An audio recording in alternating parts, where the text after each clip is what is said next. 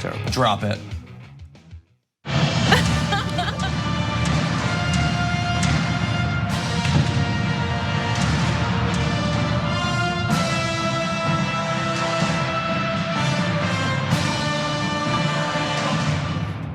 Welcome to the Friday edition of the Young Turks, the big power panel. Power panel in the first hour, power panel in the second hour. I'll be leading the first. Brett Ehrlich will be joining us in the second. But in this first hour, while Cenk and Anna are out of town, we have obviously an awesome panel here. Brooke Thomas is my Monday co-host on the Monday editions of the Damage Report. Best day of the week, I said it, JR. It's easily the best day. Everybody loves Monday more than any other day. Monday news especially. Michael Shore here as well. And Maytha, I think this might be the first time we're doing We are, the first hour and together. I just had oral surgeries, so please don't judge me based on my pain level to respond. I will try not to. I'll inevitably do some judgments, but I'll try to make them subtle. Anyway, we've got a gigantic show for you, first hour and second hour. In the first, we're gonna be starting off with the first bill that the new Democratic majority in the House is going to be pushing. It's a big one, it's a complex one. We're gonna be trying to break down some of the more important components to it. A little bit later on, what did Matthew Whitaker know and when did he know it about the fraud for a company that he worked for, what was going on? A little bit later on, income inequality and life expectancy in the US. We've got the stats for you. And we're gonna be closing out the show. Mark Lamont Hill recently let go from his position at CNN after giving a speech at the UN. We're gonna be breaking down all of that too. Before we get to that though, I wanna give you an update on the Amplify program that we've started here at TYT, our new campaign. It has been going amazingly. This is a program where you can give the gift of TYT membership to either journalism students, members of the media, celebrities who are politically active, activists, and politicians as well. And in the week or so that's gone by, we've sold packages for Alexandria Ocasio-Cortez and her team, Senator Bernie Sanders, and yesterday the Situation Room with Wolf Blitzer. So this is something where they and their teams, family members get TYT memberships to try to amplify our message and then have it go out through their avenues as well. We have some new names up at tyt.com/amplify right now. You can buy membership for Meet the Press, The Late Show with Stephen Colbert, and others. And those are new options for you as well. Chuck Todd in action photo. Exactly. And I want to thank Tom Wirtz actually, who I believe it was late yesterday. Tom Wirtz of Charleston, West Virginia, bought a 50 membership package for the Situation Room and their team. That's awesome. And hopefully they will make good use of it. And so we'll be giving you more updates on people who've done it, not necessarily for those packages, but for journalism students as well. Those are coming up in this field. Very important that they get access to diverse sorts of news. And by the way, we're gonna show you, I think in the second block, we had some of you submit designs for a shirt exclusive to people who participate in this Amplify program. There is a winner, we'll show it to you in the next block. Before we get to that though, why don't we turn to some news? Okay. Are you gonna do the power panel drop it thing again? Or is that... I would really prefer not to. You did such a good I job. will assure you of this. Such a good job. I have never sat down on a Friday show and been like, hey everybody, I'm gonna drop it, be ready. It's always, hey, you gonna drop it? I guess. Yeah. It's Cenk's thing. It's just you Cenk's shouldn't have to thing. do That's it. what it is. Yeah. Okay. House Democrats have revealed what the first bill they're going to be using the new Democratic majority in the House to push for. It is a multifaceted anti-corruption proposal with a number of different components that we're going to break down here. I want to start off with one of the ones that I find most interesting, and this is under the area of campaign finance reform. They want to set up a system where the federal government would provide a voluntary 6-to-1 match for candidates for president and Congress, which means that for every dollar a candidate raises in those races from small dollar donations from individuals, the federal government would match it 6 times over, making it significantly more plausible that someone who is not being supported by gigantic donors, giant corporations, could compete in some of these races. What do you guys think about that part? Drop it. I know, it's like I think it's great. I mean, if you want my, and listen, it's exactly where this Congress should start. One thing that you have to remember, though, is that there's no chance that this is going to pass the Senate, and there's no chance it's going to get past a presidential veto. One of the things included is that it requires presidents to divulge their taxes, right? So of course it's not going to get by the presidential veto now. But what this does is it puts Republicans in a defensive position later on in 2 years when they have to start running again. And today people already announced that they're going to be running. Mike Espy in Mississippi has said he's going to run for the same Senate seat in 2 years. So this campaign season never stops. It puts Republicans in a position of having to defend something that many Americans find to be indefensible. So as H.R. 1, which is what this bill will be called, House of Representatives 1 in the next Congress, this is going to be an important part of putting Republicans on the defense of having to say, no, we like campaign finance the way it is. We like corruption laws the way they are, non-existent. And we also want to make sure that we don't have to abide by these rules like tax return divulgence. And some of these are being pushed by senators, but one of them is to have no dark money so that you know where all PAC money is coming from. Those things aren't going to fly, but it's going to make it easier for Democrats to control a narrative, which they haven't been able to do for a while. Yeah, and like you were saying, I think that what it does do is it capitalizes on an issue that is popular with the majority of Americans. Campaign finance reform is something that most Americans are for, and there's a spectrum around how much people are willing to push towards, and this package, as you said, is likely not going to get through, and it might be broken up into individual parts like the 6-to-1 public financing. But the other thing that it does is it sets the tone for the new class, the freshman members of Congress, being able to push their agenda through. And they have been very vocal on not just campaign finance, but really taking the money out of politics. And so for them to be on a team and a committee to do that also makes their voices incredibly animated and vibrant in this new Congress. I agree. It just, right, like you were saying, on one hand, it puts Republicans on the spot, which is a good thing down the line, but it also shows, after such fascinating, I think for me, elections that we've had recently, it shows people who are newly voting, people who are newly paying attention, that Democrats are listening to them. Yeah. And I think that's a great thing. Yeah, again, even though it can't pass. Right. At least in terms of priorities, especially, like it's literally the first bill. It is their first priority. So look, I want to play you a little bit of a video. Nancy Pelosi with a number of the members of the House that are going to be pushing this bill once it's finally revealed in all its detail. They're well aware of the way this is going to play out politically, but they also know the long-term politics of it too, as you'll see in this clip. How should we look at what y'all are doing here? Is this symbolic in that Democrats will do it, or is this the kind of thing where you actually think you can get Republicans in the Senate and the President of the United States on board with this kind of effort? Our best friend in this debate is the public. You've heard me say over and over, many of you, President Lincoln said, public sentiment is everything.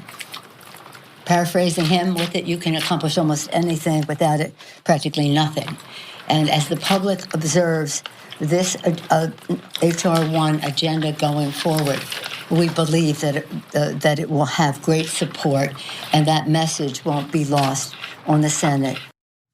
Quick aside, nice to see Representative-elect Omar right there. All of those were well. representatives-elect. Yes. Yeah, so that was the incoming freshman class. Right. And this will be the last time they have any influence for a while. I mean, yeah, they are new. They're new, and they're going to realize that when you're new in Congress, you don't have the same kind of influence. But they certainly have had some influence here in this. We will see. We will see. I wonder. I mean, for a while. I mean, they're going to be low men and women on the committee totem poles. It's going to listen. They're going to have more influence because there are more of them, right? When you have 40 incoming members, that's that's a fifth or fourth. Somebody do math. A sixth of the entire delegation, the caucus. That's a lot, and that's more than it usually is. So they're going to have more influence, but they're also going to have less influence than they've had as campaigners, as centerpieces of this new Democratic majority. So they know that, and it's going to balance out, and they will get it probably more quickly than others have.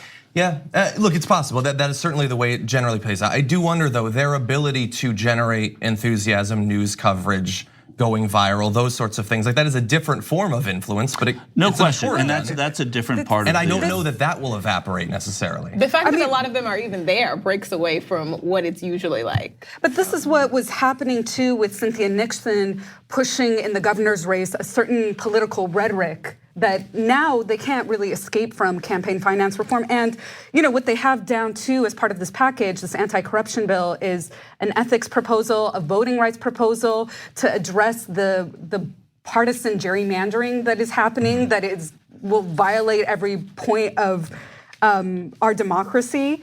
I think these were very important agendas for this new class, and if they can't push necessarily the legislation, they could at least mobilize like I said, a vitality. Yeah, and certainly a coverage. What John said is right. I mean, they have a way of going viral, right? They have a way of getting people to see what they're doing that an ordinary member of Congress who would be elected in a midterm election might not have. And there are a few of them who do it very well. Mm-hmm. The problem is, even among their ranks, they're not always going to get to be the ones to say the direction of where things are going. Though I think it's unusually good to see everybody. I mean, of course, it's the new Congress, so they always trot out the new members.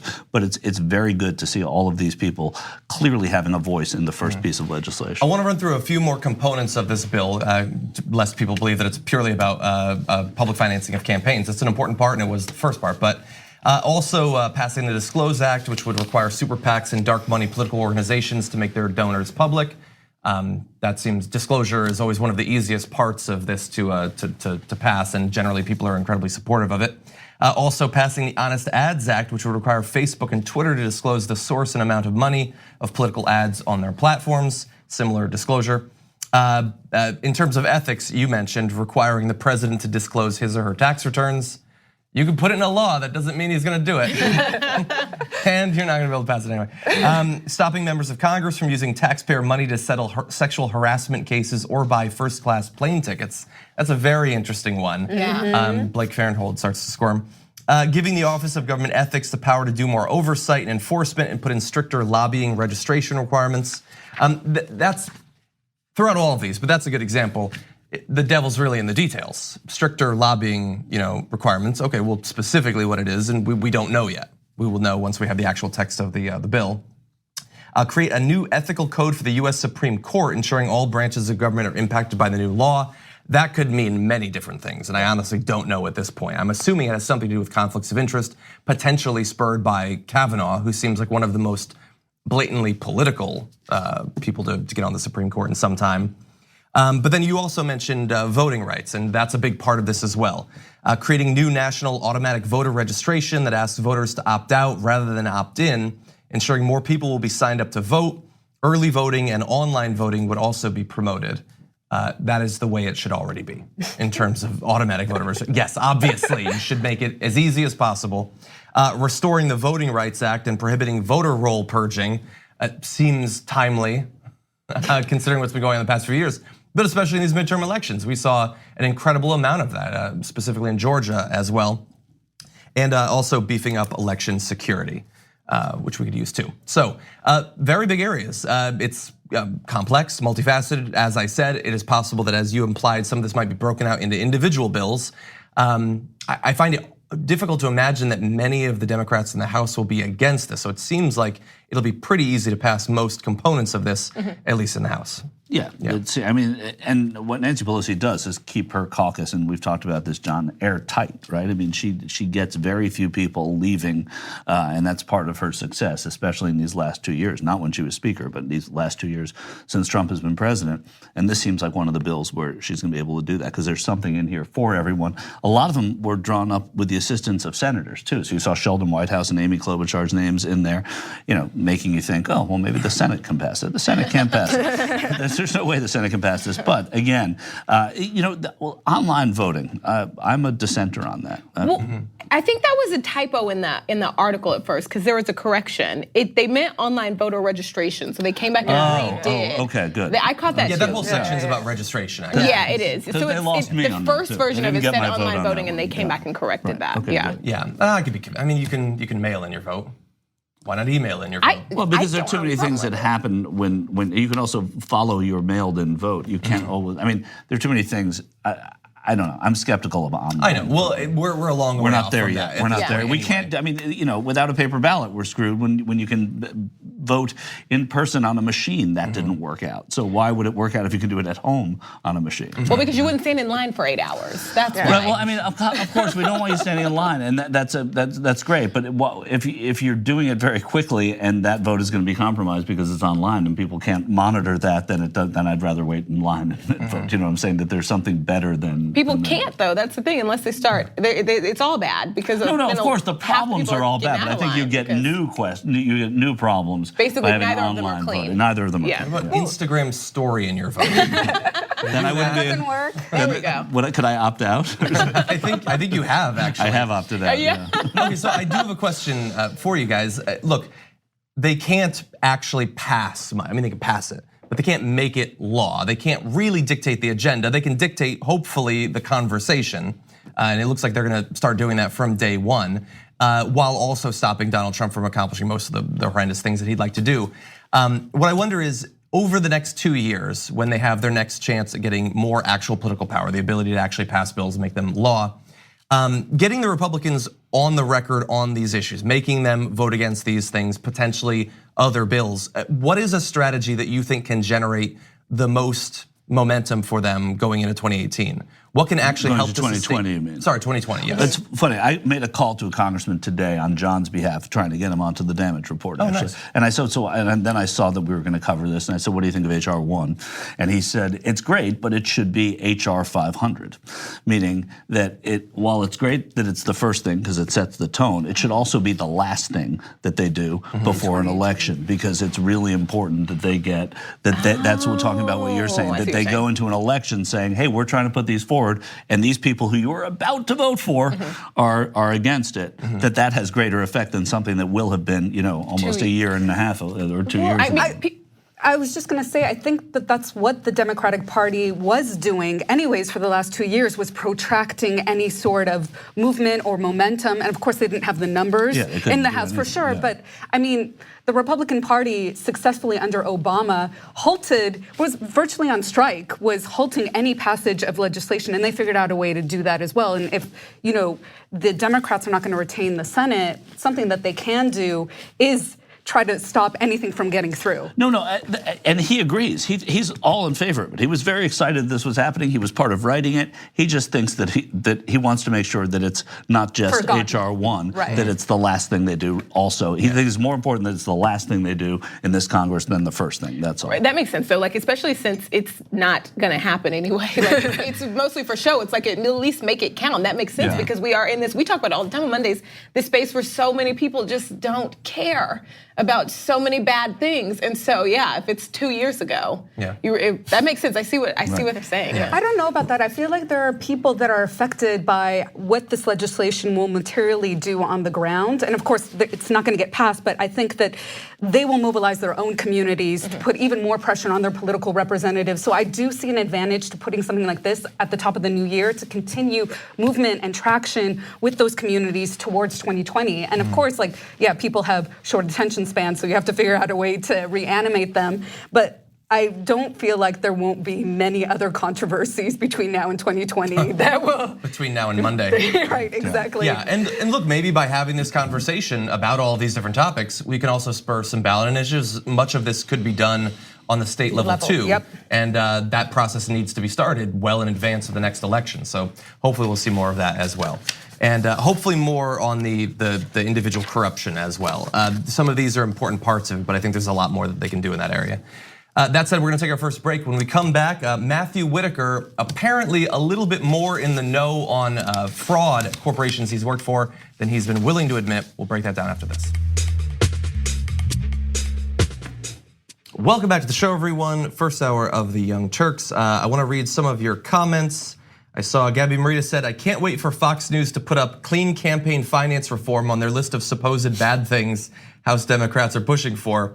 I'm sure they'll find a way to justify their mental gymnastics to label it a bad thing, though, but it doesn't make it any less hilarious." Yeah, that is true. Let's see. Shy Coltrane says campaign finance reform would be pointless if Citizens United is in the books. I don't necessarily agree with that. We need to talk about a relatively new show called the Republic, or UNFTR. As a Young Turks fan, you already know that the government, the media, and corporations are constantly peddling lies that serve the interests of the rich and powerful. But now there's a podcast dedicated to unraveling those lies, debunking the conventional wisdom. In each episode of On the Republic, or UNFTR, the host delves into a different historical episode or topic that's generally misunderstood or purposely obfuscated by the so-called powers that be, featuring in-depth research, razor-sharp commentary, and just the right amount of vulgarity. The UNFTR podcast takes a sledgehammer to what you thought you knew about some of the nation's most sacred historical cows. But don't just take my word for it. The New York Times described UNFTR as consistently compelling and educational, aiming to challenge conventional wisdom and upend the historical narratives that were taught in school. For as the great philosopher Yoda once put it, you must unlearn what you have learned. And that's true whether you're in Jedi training or you're uprooting and exposing all the propaganda and disinformation you've been fed over the course of your lifetime. So search for UNFTR in your podcast app today and get ready to get informed, angered, and entertained all at the same time.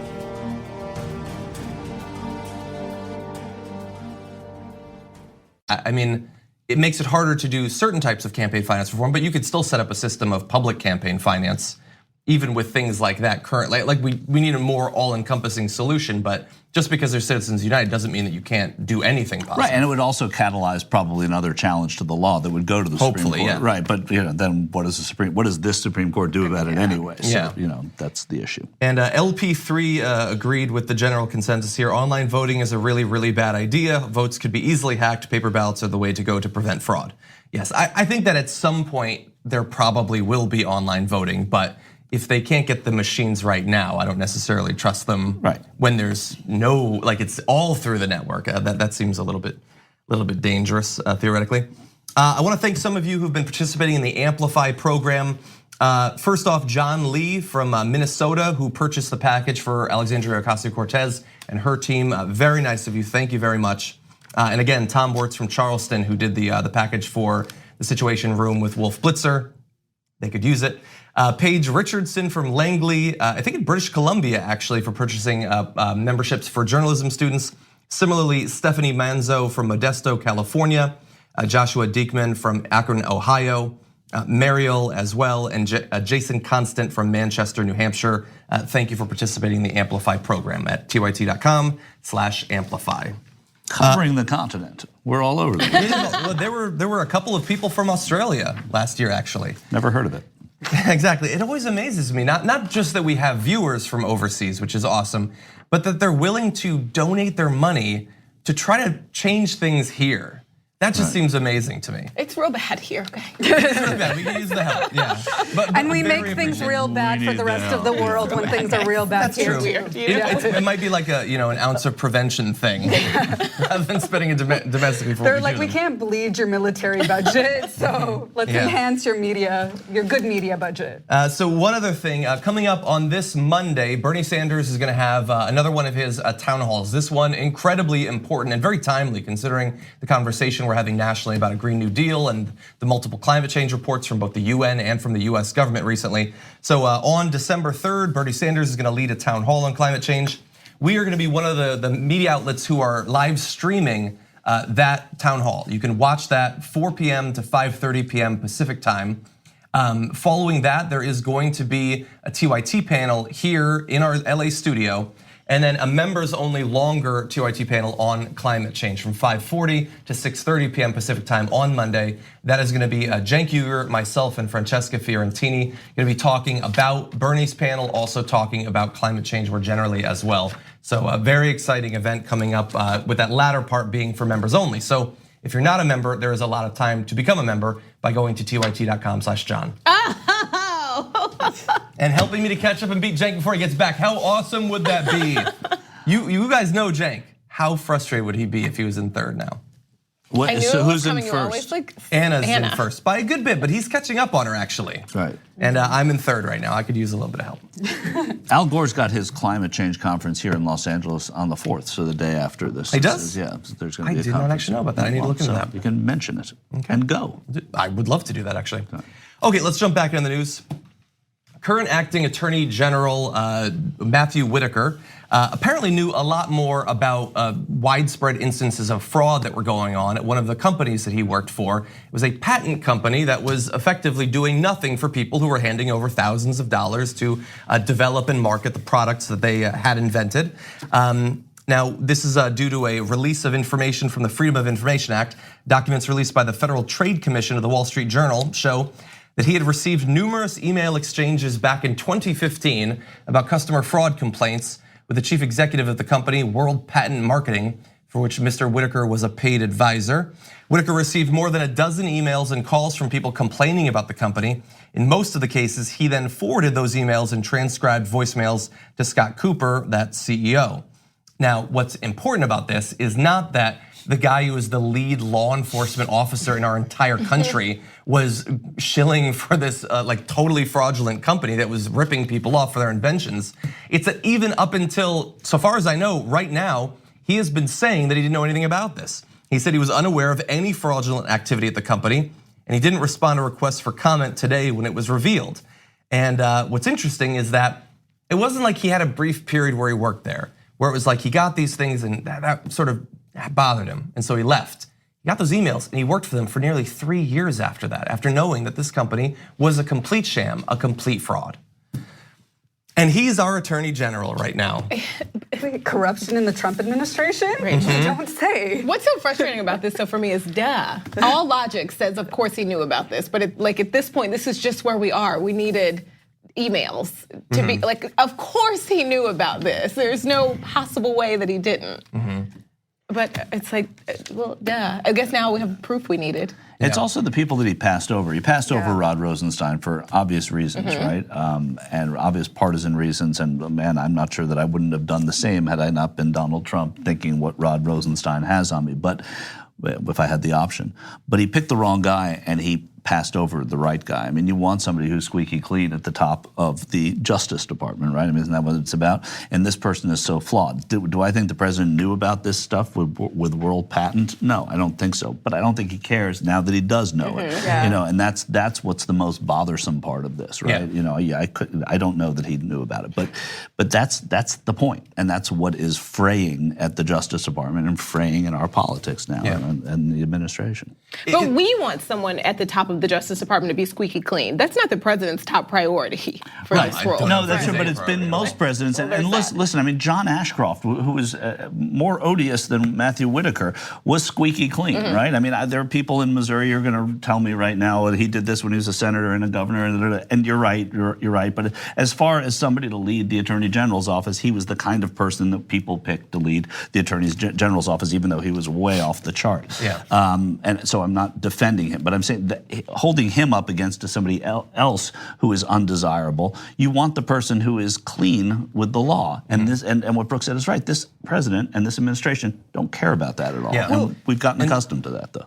Well, what is more heartbreaking is that Trump can go on and say that he's there for the little guy when this World Patent Marketing Agency, as they said, cost consumers $26 million, plummeting them into debt, into pulling from their life savings. So clearly, if he advocates for Whitaker to stay on, he's also advocating for the complete turning upside down the poor people, the little guy that he says he's for. It's almost like, would he have done that, let's say, if there was a for-profit college? I was going to say, wait, he actually did this thing he did do that. Wait, right. I don't think that he did know about it, but if he did, it's probably a point in his favor. It's like, you take those people that are, maybe their lives haven't gone the way they want, and they look up to people like Trump or to people like Whitaker, and you screw them over. You take their last dollar, you drive them into debt, screw those people. How did Trump University not sink his candidacy? But it didn't. I agree with you. I don't think that Trump knew about this, but I'm actually less bothered about whether he knew about this than what it was that he did know about Whitaker that chose to make him this. It's such an incredibly important position that he is treating purely based on personal legal considerations. That is the only. Matthew Whitaker is not qualified for this position. He wasn't qualified for his last position. Right. Other than shilling for this fraudulent company, he was some minor lawyer in Iowa or whatever. It was Iowa. It was Iowa, and that's it. I interviewed That's him, it. and I forgot that I interviewed him. He ran for Senate in 2014. Yeah, and he had a I was failed Senate reminded run. we interviewed that guy, and I told it was I was forgettable. Oh, that was that guy. Yeah, You know, now it's the face you forget while you're talking to him. He has no qualifications for any leadership position in that department. And Donald Trump, he can't obviously come up with a list of qualifications because he doesn't know about them. So what did he know about them? Well, we already know what he knew about Matthew Whitaker. The only thing that a Republican in Trump's position needs to know is that Matthew Whitaker made, I guess, a very wise decision considering the political and media climate that we're in right now. He decided a while back, I'm gonna go on TV and I'm going to say that Donald Trump didn't do anything and shouldn't face any legal consequences. And I'm just gonna say that over and over again. So he gets brought in to be a chief of staff in the Justice Department, eventually leads the Justice Department based purely off of talking about how Donald Trump deserves to be protected by the Justice Department. And that's what he has right now. As you said, they passed over Rod Rosenstein, but it goes beyond that. Donald Trump tweeted out like a day ago a meme, literally, the president is tweeting out memes that Rod Rosenstein should be locked up for treason. And then when asked about it, he doubled down, saying that Rod Rosenstein should be in jail right now. And so much has been normalized, we don't even care. Like, did we even cover that yesterday? I don't even think we did. I don't know. No, I led the hour. I know that we didn't. The president is saying that one of the leaders of the Justice Department should be in jail right now for investigating the president's wrongdoing. And it didn't even make the news. Yeah. And then you get Matthew Whitaker, a guy who, like, it's not just that he's likely to hamper or shut down the Mueller investigation. I know some people watching this don't even care about that investigation. But the head of the Justice Department has a long list of things that they are supposed to be doing. And you should be relatively competent in that position. So every day that he holds that position, many of the functions of that position are not being done. And what damage is that doing in DC and across the country right now? I don't know enough about the position to know, but I know that I probably know more about it than Matthew Whitaker did when he got the position. Yeah. Also, you should care about the Mueller investigation. I agree. But I'm saying that there are other other consequences to this as well outside of that in a number of different areas. Okay, yes, let's move on to one more story before the next break. Yesterday, we broke down the sad fact that for another year in a row, the average life expectancy in the US dropped very slightly. That is a trend that has been going on for a couple of years. I read, and apparently you have to go back to the time of World War I to find a comparable 4-year period with as large of a drop in US life expectancy.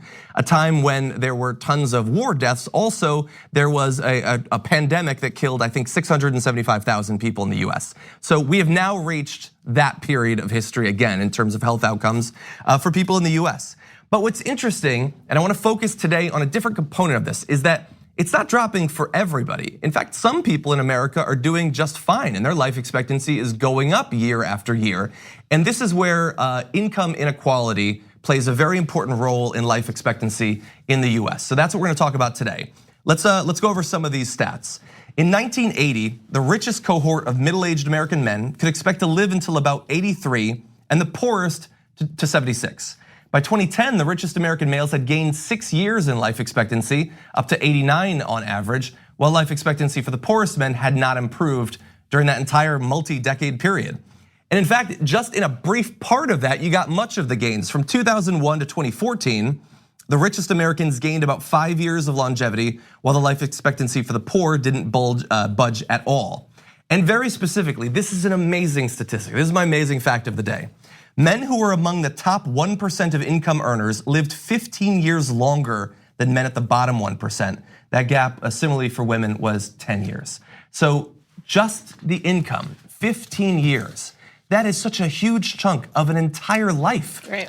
That span, how has that increased over time? I mean, if my math, which is never good, is right, it's 94 is the expectancy. Is that the expected? I don't know how. When it said it went up from about 4 or 5 years, now. right? But Yeah, then I they believe said it's from 20 to quartiles that they're 14. talking about. So we don't have that. We don't have it broken down by percentage points, John but they just have said that one. quartiles to me. Yes. So I completely forgot what I was talking about. But I'm just curious as to where that gap was, that 15 years longer that the richest 1% lives than the bottom what percent, whatever percent you said it was, what that spread was like. Well, why don't we bring up, we have a 40 little chart years ago. for you. It's gonna be a little bit complex. It's like straight out of one of these papers, but you see a bunch of lines there. These are quarter segments, really fast, quarter segments by income. So if you're on the orange line, you're in the top quarter of income earners in the US. And from on the left, 2000 to just a couple of years ago on the right,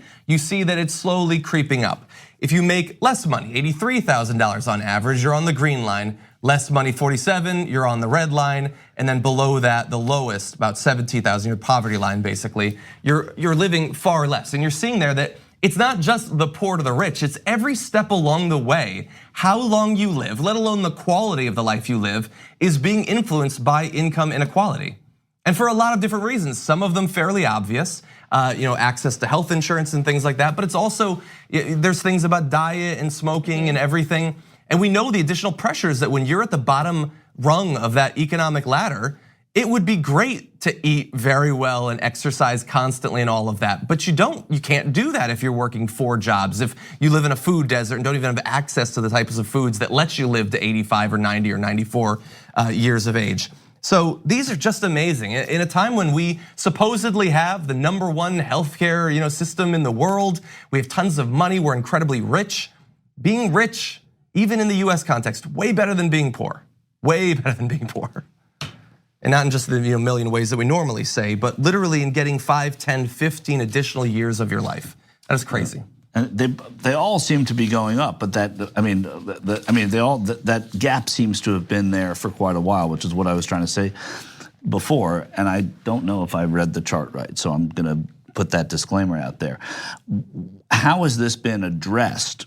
And that, like, they're talking about addressing it now. If the gap has remained constant, even as people live longer, at every strata, they seem to be living longer, marginally at the lower strata and markedly at the top. But what are they saying? What are the people that are talking about this saying, aside from healthcare, which hasn't changed, and so this has remained the same as well? Smoking is way down in America. That doesn't seem to have changed it, right? So what are they saying? What are Yeah, they're saying it's drug, alcohol, and suicide rates, but there are more stories that are related to this that are kind of corollary. So one is the opioid situation, which has taken 70,000 lives in 2017. But I think something which was more markedly interesting was the fact that the tax breaks, or the tax cuts, I guess you could say, they're gonna have an influence on this. So while millionaires are gonna look to make somewhere around like $6,000 through these tax cuts, the poorest who make less than $10,000 are going to have to pay $182 more. So that level, so millionaires are actually making more than the poorest people make in a year as a supplement to the tax cuts. That's crazy. But what that means is that additional stress that you were talking about, and I think the thing in all these articles that isn't addressed is stress-related disease. That's at the heart of all illnesses, is stress. And the fact that you have to worry about the multiple of jobs that you're carrying, feeding your children when there's food deserts, food swamps in your area, your mortgages, your foreclosures, all these other elements that money could be a way of addressing them are not there for you. So your life expectancy is remarkably diminished. Yeah, some of the other things that are influencing it are social programs like Medicare, Medicaid. Yes. That's very important. I did a report on the Damage Report today, actually, which should be up at youtube.com/The Damage Report, about the progress over the past 3 decades in lowering cancer death rates, which is, it's gone down quite like 26% since 1990, I think. And one of the components of that is that the difference in outcomes for Black and white Americans has been cut basically in half over that period. Black Americans still die at cancer rates about 15% more than whites, but back in 1990 it was 33%. But that's not a thing over the course of your life that's constant.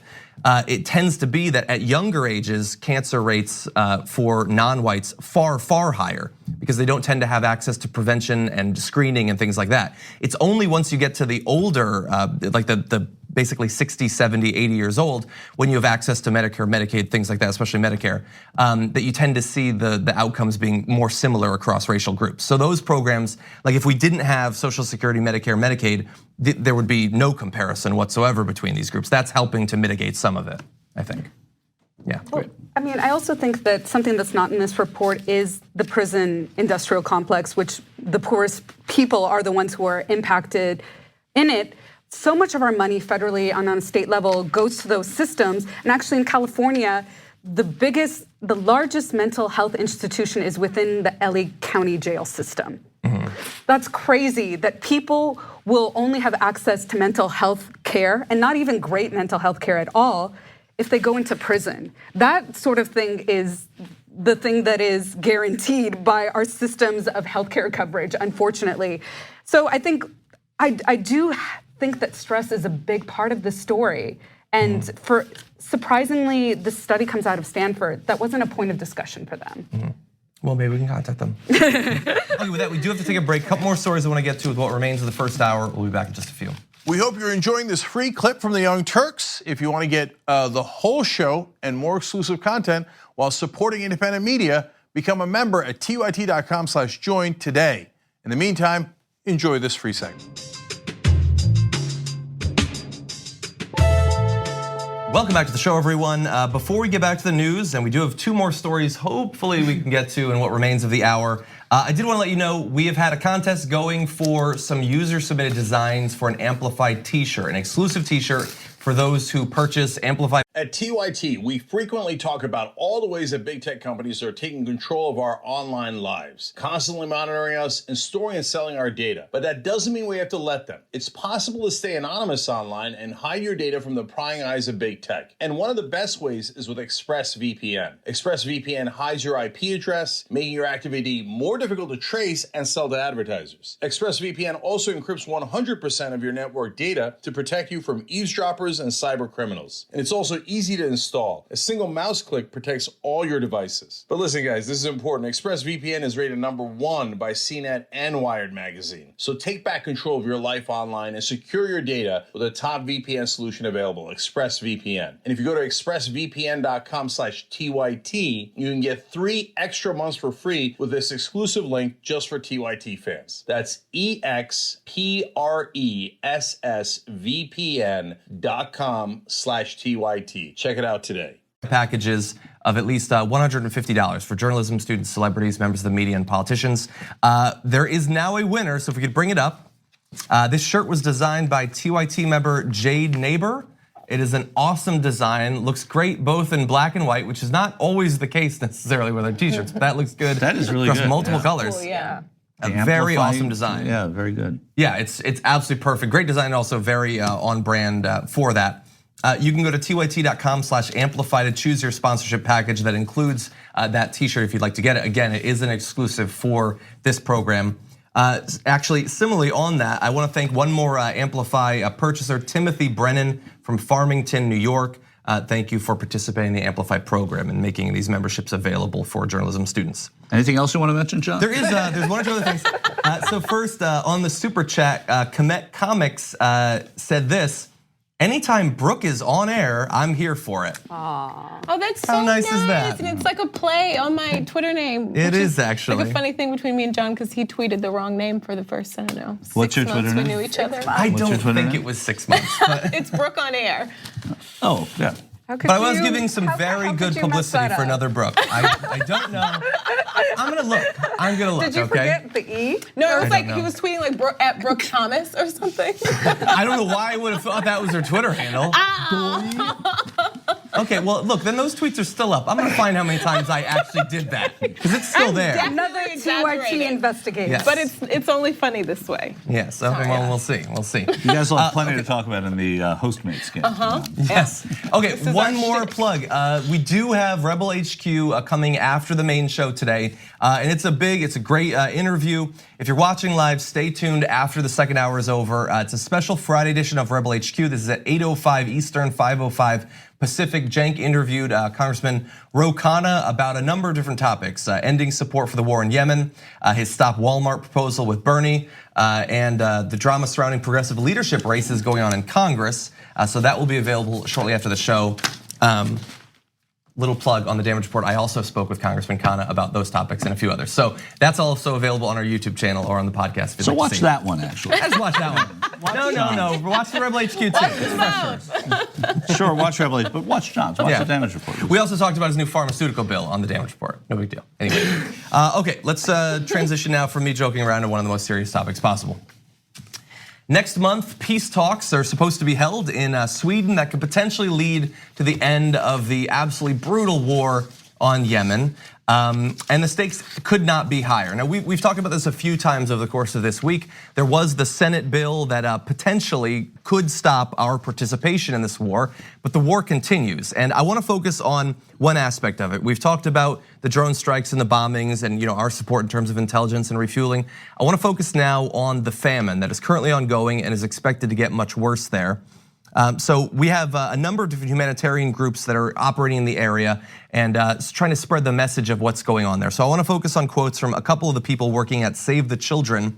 Greg Rahm, the VP of Humanitarian Response, said millions of children are at immediate risk of starvation. More than 85,000 children have died of starvation and the complications of hunger already. So when I say the stakes are high, the stakes already have been high. They will get worse. The numbers are going to be far higher. But right now, that is already one of the greatest embarrassments for our species going back any number of different years. The worst humanitarian problem in our world right now, currently ongoing in Yemen, thanks in no small part to our participation. But those 85,000 could potentially be joined by a lot more. 17.8 million people are food insecure, and approximately 8.4 million civilians are on the brink of famine right now. On top of the famine, you have 1,115,378 suspected cases of cholera between April of last year and July of this year, and 10,000 new cases being reported every single week since June. Now, if you, I know we want to respond, I also want to bring up this map though, and you'll see over time how the situation that's unfortunately not the right version, you're not seeing the actual data there, but between last year and this year, the severity of the food insecurity in different regions of Yemen has become far worse. So horrendous. Hopefully in December at these peace talks, something can be done. I don't know how willing Saudi Arabia is to pull back from what's going on there. And there is, of course, the internal civil war component of this as well. Well, this is a pre-talk to talks. Yeah. This is what's happening. They just want to get them in a room, and we've seen what pre-talks have done in the case of Syria, which is pretty much nothing. What should be mentioned here is that Saudi Arabia is a totalitarian monarchy, and this is an incredibly unpopular war, even in Saudi Arabia.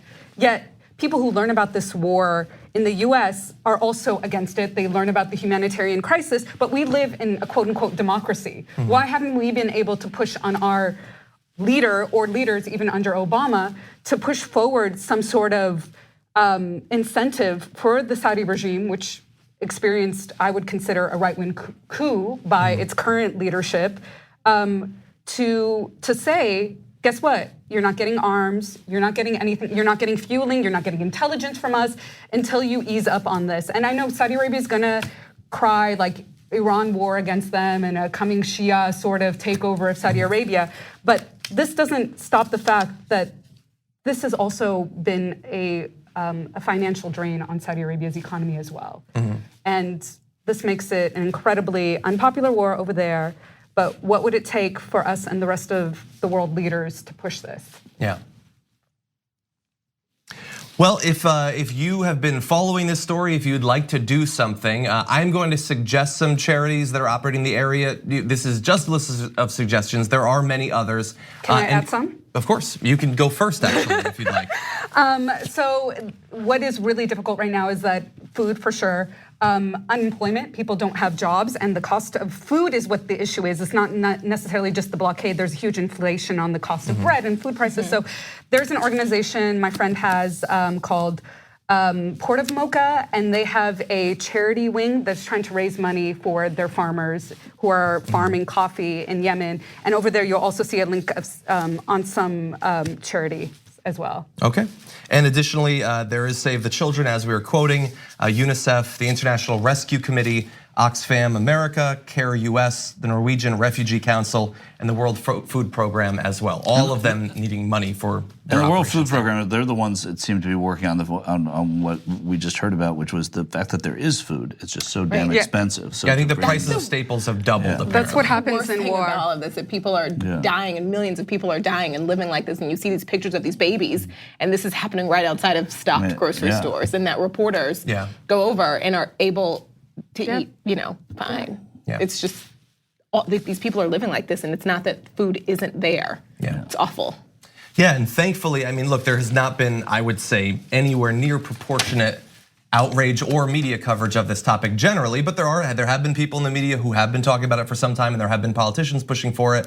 And we talked on my program about so Rokon on the House side, but Chris Murphy, Bernie Sanders, and recently Mike Lee on the bill on the Senate side as well. So there Senator are some Chris politicians. Murphy has been on it from before Yes. For 3 years. for such a Yeah. long time. Also, I-24 News, you should watch it because we lead with Yemen, not every night, but almost every night. So it's worth and looking at. As we said, biggest humanitarian problem in the world. Hopefully people talk about it more, even though, and again, so one of the things is, it's weird in media that the more important topics don't necessarily, it's not just that people don't talk about it, it's when you do talk about them, but people unfortunately don't care.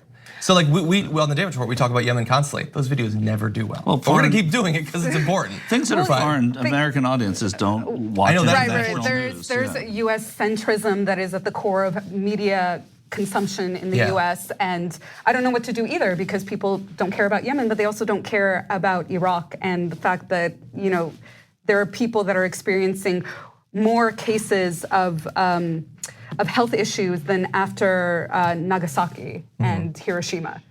And so we're not talking about that. That's crazy. And doesn't surprise me that we don't want to talk about Yemen either. Yeah, none of us is surprising. These people are brown. We have a thing against that here. Yeah, we do. Well, we have a thing against brown and people outside of the U.S. in general. Wait, there Well, was I don't know if we have that strong of a thing against Londonites and people in Australia. Well, we care about the royal family. Yeah. We care about the royal family. Don't get me wrong. If it's pop culture, we care. Okay, why don't we turn to our last topic of the hour. CNN has cut their ties with contributor Mark Lamont Hill following a speech he made on Israel and Palestine at the UN. We want to play you just a couple of short segments of that speech. Here is the first. I am profoundly interested in the plight of the Palestinian people, as well as the broader ethical, moral, and political implications of their struggle for freedom and justice, as well as equality. The Great Catastrophe in May 1948, they resulted in the expulsion, murder, and to date, permanent dislocation of more than 1 million Palestinians. For every minute that the global community has articulated a clear and lucid framework for human rights, the Palestinian people have been deprived of the most fundamental of them. While the Universal Declaration for Human Rights says that all people are, quote, born free and equal in dignity and rights, the Israeli nation state continues to restrict freedom and undermine equality for Palestinian citizens of Israel, as well as those in the West Bank and Gaza. At the current moment, there are more than 60 Israeli laws that deny Palestinians access to full citizenship rights, simply because they're not Jewish. From housing to education to family reunification, it is clear that any freedoms naturally endowed to all human beings are actively being stripped away from Palestinians through Israeli statecraft. Now I want to turn to the section of the speech that some of the pushback against Mark Lamont Hill came from, and that is in this section. We have an opportunity to not just offer solidarity in words, but to commit to political action, grassroots action, local action, and international action that will give us what justice requires. And that is a free Palestine from the river to the sea. So Mark Lamont Hill gave that speech to the UN. A CNN spokesperson confirmed that Hill is no longer under contract. The network did not give a reason for that, but the move comes amid objections to Hill's speech by the Anti-Defamation League and other groups. We have a quote from Sharon Nazarian of the ADL saying, "Those calling for from the river to the sea are calling for an end to the state of Israel," adding that the annual event at the UN promotes divisiveness and hate. Now we have a number of tweets that we can get to from Mark Lamont Hill responding to that. We'll hold off on just a second, but I believe that you actually Mark Lamont Hill. I do know Mark. Okay. I do know Mark pretty well, and I was part of the delegation he talks about in this UN speech that went to Palestine in January 2015, and he subsequently went back multiple times, and this is actually now a part of his academic research. He's at Temple University in the field of anthropology. He's a full professor. And I think it's unfortunate that 20 minutes of that speech got reduced to 6 words at the end, where he ends up clarifying in his later tweets about what he means, which is that he's talking about a one-state solution, and even that the two-state solution, even if you were for that, is significantly hampered by settlements. And so basically he focused in on the unequal laws within Israel and what the settlements have been doing as a barrier to peace. So no one is listening to him if they're only listening to the last 6 words and inferring that he means to destroy all of Israel. And I would ask why, one, that the ADL gets to be the only speaker on this. Even another CNN contributor, Peter Beinart, has written a critique around how the ADL responds to moral crises in the US, but acts very differently in Israel, calling it a moral schizophrenia. And people haven't even listened to the speech. Well, yeah, 20-minute speech, I would imagine that 99% of the people that will respond to it will not have been listened to it. I didn't hear the entire thing even. I've heard much larger portions of it, of course, and I've digested all of his response to it, but that is the way of the internet, unfortunately. Do you want to go? No, you go for it. Basically, I think Mark Lamont Hill should have had been heard on this, rather than dismissed for it. Yeah, right. That's the thing that's seems most distressing. And I don't know if there was a pattern of defying some sort of objectivity that he's been asked to have at CNN that informed their decision to do this. But it certainly, he should have been talked to about this rather than have this done in public, and certainly dismissed for it, because it didn't seem like it was that egregious a thing to say. I don't agree with every single thing he said, but it's not about agreeing. I would never want to agree with everything that anybody says. Yeah. So but it just seems like he didn't get any kind of a hearing on this, which is unjust. Then you have Alan Dershowitz, who makes his politics very clear, who is still on CNN and is the chief voice for Israel on. Is Dershowitz a paid contributor on CNN? I don't know. I don't know. I don't know either. And that does make a difference. Yeah, it does. You're right. Why don't we hear out some of Mark Lamont Hill's response? He had a number of tweets. I'm just going to focus on a couple of them, but you can, of course, go to him on Twitter to see more. He says, my reference to River to the Sea was not a call to destroy anything or anyone. It was a call for justice, both in Israel and in the West Bank/Gaza. The speech very clearly and specifically said those things. No amount of debate will change what I actually said or what I meant. I support Palestinian freedom. I support Palestinian self-determination. I am deeply critical of Israeli policy and practice. I do not support anti-Semitism, killing Jewish people, or any of the other things attributed to my speech. I spent my life fighting these things. That was reflected in many of his tweets. At no point did I endorse, support, or even mention Hamas. This is dishonest. I was very clear in my comments about desiring freedom, justice, and self-determination for everyone. And the speech obviously was far more detailed than even the excerpt that we've shown to you, let alone his response to it.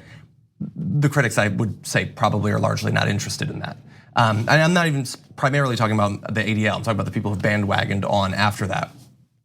To be dismissed without any reasoning being given, refusing to answer questions, that is incredibly suspicious. It's, I would say, cowardly of CNN to not be willing to say, if that is the reason that you're doing it, then stand by it and let people respond to it. And then they can decide whether they want to continue to support CNN, if that's the standard that's being used. Well, I mean, the people that are allowed to be contributors on, I'm not saying just CNN, but MSNBC as well, Jeffrey Lord was a contributor for a year and a half. He's a guy that said that the liberal, his reconstructions of history to try to make it seem as if liberals have been behind everything bad in history.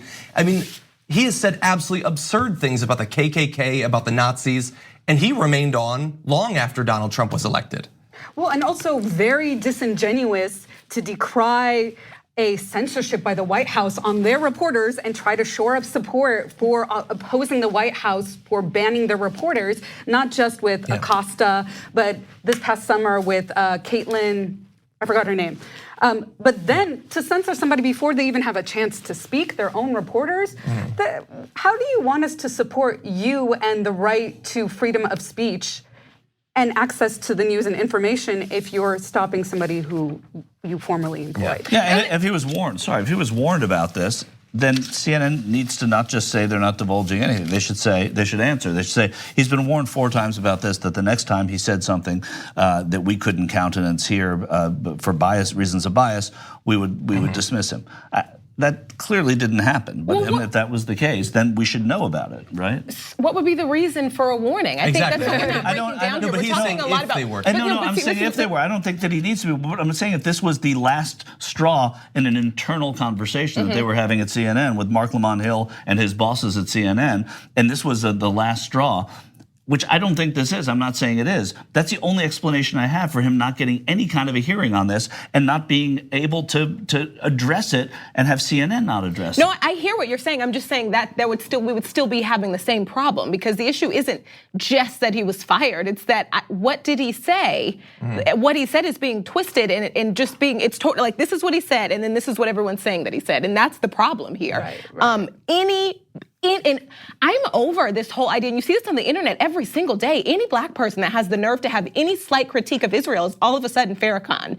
And I'm so over that. And his voice on CNN, it's just a strong, powerful, intelligent voice when it comes to a lot of racial issues in America. When we're talking about politics and all other things, and now all of a sudden that's just gone, because we do this thing where if you speak out for Palestinians, that's anti-Semitic, and I'm still so confused about that and how that matches up. Or up. you could be anti-Israel, and that means you're anti-Semitic. That's the not anti-Israel's existent, but anti-Israeli government should somehow mean that you're anti-Semitic is absurd. Right, and so that's the issue. Even he wouldn't even say that. He would say he was anti-Zionist, which is a completely different conversation when he's also calling for a one-state solution. Yeah. And I will say, although far less important than what CNN or the people who are firing contributors for stuff like this think, we hear a lot on Twitter and on the internet about people that supposedly are defenders of free speech, the intellectual dark web and all that BS. Yeah, man, they really care about free speech sometimes for some people, very personal preference for free speech. I hope that I'm wrong. I hope that some of those bozos and clowns have already come out in support of Mark Lamont Hill. I am fairly certain that is not going on. So remember that the next time they claim to supposedly be in support of free speech. And thank you for the Young Turks for being able to have this conversation, because it's not just CNN, it is Fox News, it is MSNBC that wouldn't have this conversation. I was surprised that, unfortunately, I was surprised that Mark Lamont Hill lasted that long. You should also look at Ahmed Shihabuddin's post on Instagram about what happened when he was hired and then fired by CNN when they found out he was Palestinian and did Palestinian stories for the Huffington Post. Okay. Interesting. Well, thank you everybody for joining us in this first hour. We're gonna take a short break. When we come back, Brett is gonna be leading a second hour. Great stories in that as well. You're not gonna wanna miss it. Sorry.